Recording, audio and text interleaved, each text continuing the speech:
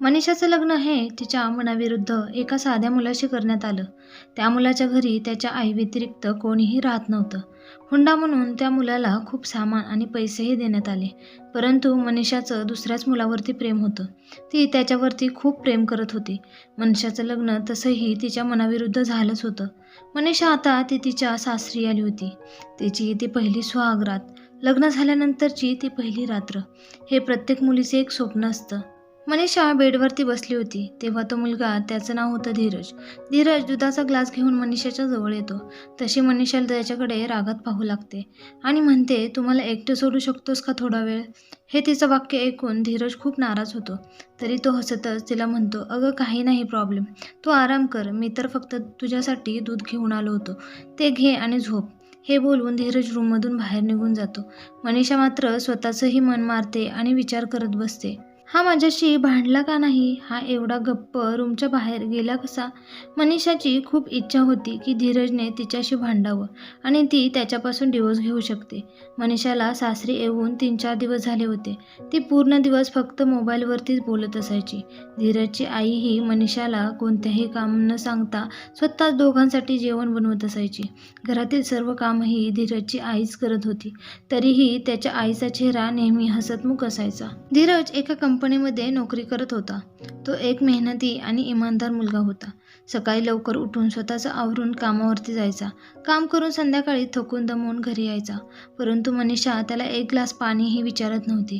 पाहता पाहता दोघांच्या लग्नाला 1 महिना झाला, तरीही ते दोघे एकत्र झोपले नाहीत.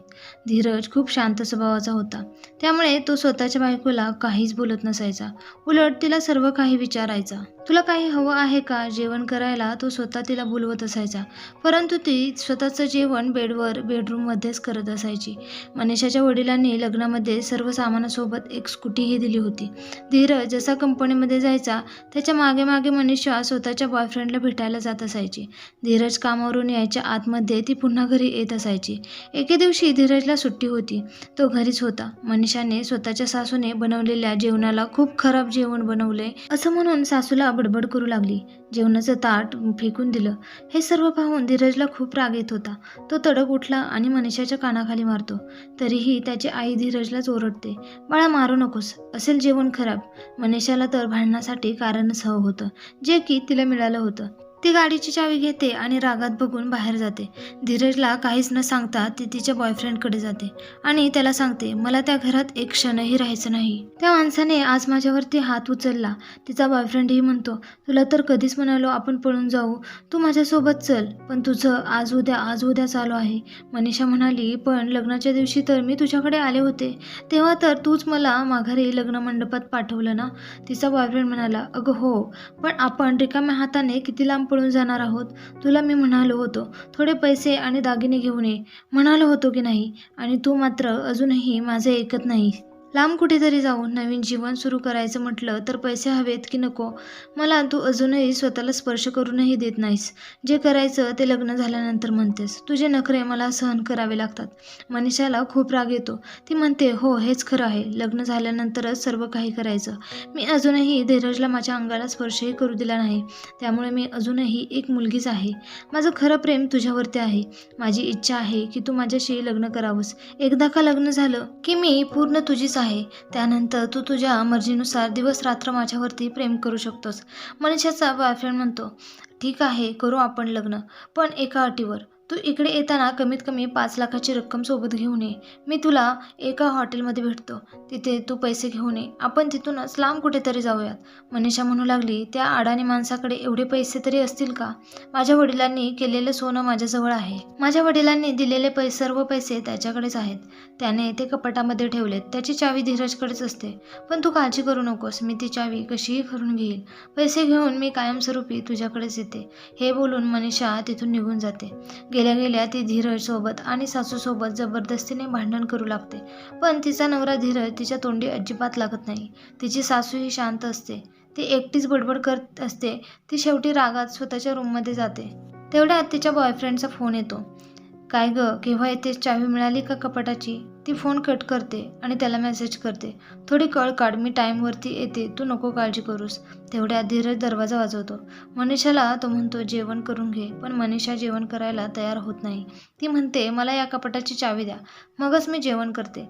धीरजही खूप विश्वासाने तिला चावी देतो. म्हणतो तुझं काम झालं की जेवण करून घे. आईने पण अजून जेवण केलं नाही, आज आपण सोबतच जेवण करू. मनीषा त्याला म्हणते तुम्ही दोघेजण जेवण करून घ्या, मी बाहेरच जेवण करून आले. धीरज आईकडे जातो. मनीषा लगेच चावी घेते आणि कपाट उघडते. तिला तिच्या वडिलांनी दिलेले पैसे दिसतात आणि एक डायरी दिसते. ती पटकन पैसे ठेवते आणि डायरी उघडून पाहते तर त्यामध्ये असं लिहिलं होतं, डिअर बायको, मला आणि तुझ्या वडिलांना माहीत आहे की तू एका मुलावरती खूप प्रेम करतेस, पण तुझ्या वडिलांनी त्याची खूप चौकशी केली. त्याचं पहिलेच एक लग्न झालेलं आहे. त्या मुलाने खूप मुलींना धोका दिलाय, पण तुझ्या वडिलांनी तुला काही सांगितलं नाही, कारण त्यांना माहीत होतं तुला किती चांगलं सांगायला गेला तरी ते तुला समजणार नाही, कारण तुझ्या डोळ्यावरती प्रेमाची पट्टी बांधली त्यामुळे तुझ्या वडिलांनी सगळ्याच गोष्टी मला पहिल्याच सांगितल्या आणि हेही सांगितलं माझ्या मुलीची काळजी घ्या, माझी अब्रू मी तुमच्या हातात देतो. मलाही त्यांचे बोलणं ऐकून खूप वाईट वाटलं. मी तुझ्याशी लग्न तुझ्या वडिलांसाठी केलं. मला माहीत होतं मी एक चांगला नवरा होऊ नाही शकत, पण एक चांगला जावई नक्कीच होऊ शकतो. म्हणून हे सर्व पैसे मी तसे ठेवले आहेत, कारण मला ते केव्हाही नको होते. माझी बहीण आणि वडील मला या लग्नातील देण्या घेण्यामुळेच माझ्यापासून कायमचे लांब झाले. मला हुंडा हा प्रकार कधीच आवडला नाही. तू तुला आवडेल तसं जगू शकतेस. मी डायरीच्या शेवटी पानावरती डिवोर्स पेपर ठेवले आहेत. मी सही केली आहे. तू सही करून माझ्यापासून वेगळी होऊ शकतेस. मनीषा हे सर्व वाचून शॉक होते. खूप टेन्शनमध्ये ती येते. तिची इच्छा नसतानाही धीरजचे शब्द तिच्या मनाला लागून गेले. तिच्यावरचं खरं प्रेम तिच्या लक्षात आलं. ती रूममध्ये रडू लागली आणि हो, मी तुला त्या दिवशी माझ्या आईला शिव्या दिल्या त्यामुळे मी तुझ्यावरती हात उचलला. तू मला काही बोलली असती तरी मला चाललं असतं, पण आईला माझ्या डोळ्यासमोर मी असं नाही पाहू शकत. त्यासाठी सॉरी. माझी आईच माझ्यासाठी सर्वस्व आहे. माझी तुझ्यावरती कोणतीही जबरदस्ती नाही. तू आलीस तर माझी. मी एक नवरा बायकोसाठी जे करतो ती सर्व कर्तव्य मी तुझ्यासाठी नक्कीच करेल.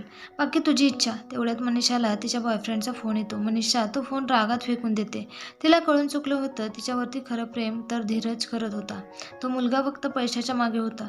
माझ्या वडिलांच्या इज्जतीसाठी त्याने माझ्यासोबत लग्न केलं. मला बॉयफ्रेंड आहे हे माहीत असूनही माझ्यावरती प्रेम केलं. मनीषाला रडू अनावर झालं. संसार काय असतो तर तिला अचानक जाणवलं. ती ते कपाट तसंच उघडं ठेवून रडत रडत झोपी गेली. तिला सकाळी उठायला उशीर झाला. तोपर्यंत धीरज ऑफिसला गेला होता. तिने अंघोळ करून छान साडी घातली. स्वतःच्या कपाळावरती लालबुंद अशी एक छानशी टिकली लावली. एरवी तर ती छोटी टिकली किंवा कधी कधी टिकली न लावताही घरातून बाहेर निघायची, पण तिला आज आपण एका व्यक्तीची पत्नी आहोत या गोष्टीची जाणीव झाली होती. ती आता धीरजची खूप आतुरतेने वाट पाहत होती. धीरज कधी येतोय आणि मी त्याची कधी माफी मागते. आणि तो क्षण शेवटी आलाच. धीरज संध्याकाळी थकून भागून काम करून आलेला असतो. आल्यानंतर धीरज रोजच्या सारखीच बॅग खाली ठेवतो. पटकन मनीषा जाऊन त्याला पाण्याचा ग्लास देते. ते पाहून धीरजही आश्चर्यचकित होतो. मनीषाला धीरजसोबत खूप काही बोलायचं असतं, पण ती गप्प बसते, कारण तिला भीती वाटते धीरज काय म्हणेल मला. परंतु धीरज स्वतःहून तिच्या जवळ जातो. म्हणतो मनीषा, तू डायरी वाचली वाटतं. तर मनीषा म्हणते हो, माझं चुकलं. माझ्या डोळ्यावरती प्रेमाची पट्टी बांधली होती. मला कळत नव्हतं काही खरं आणि काही खोटं. पण माझ्या हे लक्षात नक्कीच आलं की ज्या मुलावरती मी प्रेम करत होते तो नक्कीच पैशाच्याच मागे लागला होता, कारण तो सतत मला पैसे घेऊन ये असंच सांगत होता. माझ्याकडून खूप मोठी चूक झाली. मी माझं लग्न झालं तरी त्याला जाऊन भेटत होते. मला माफ करा. मी इथून पुढे कधीही चुकणार नाही आणि मी तुमची पत्नी म्हणूनच जगेल. धीरज मनीषाला जवळ खेचतो. आईही घरात नसते. आई बाहेर गेलेली असते. धीरज प्रेमाने मनीषाला जवळ घेतो. धीरज म्हणतो, मनीषा, मी आता तरी तुझ्याजवळ येऊ शकतो का? मनीषा म्हणते, हो नक्कीच, कारण तो अधिकार मी आजपासून तुम्हाला दिला आहे. मित्रांनो, आशा करते आजची ही छोटीशी कथा आवडली असेल आणि नक्कीच यातून तुम्ही काहीतरी बोध घेतला असेल.